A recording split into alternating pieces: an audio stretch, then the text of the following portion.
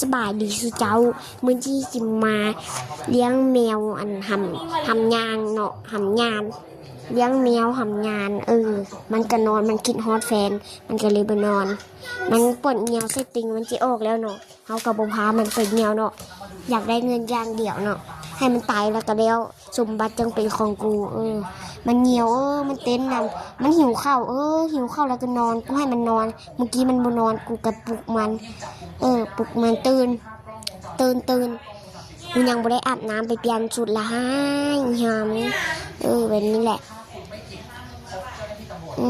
เปลี่ยนชุดสีนี้สีแดงเจี๊ยบเลยในเสือสาวในตาช่วยแล้วก็เอาหมวกเอาผมปลอมละกันเอาผมปลอมให้มันละกันมันบ่มีผมเนาะมันหัวล้านมันเป็นมะเร็งเนาะสุเจ้า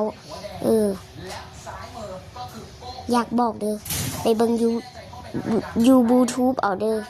ไปต่อ EP 2เด้อก็ใส่แว่นตากันแดดให้มันไปต่อ EP 2เด้ออันนี้ EP 1เด้อสุเจ้าไปต่อ EP 2บ๊ายบาย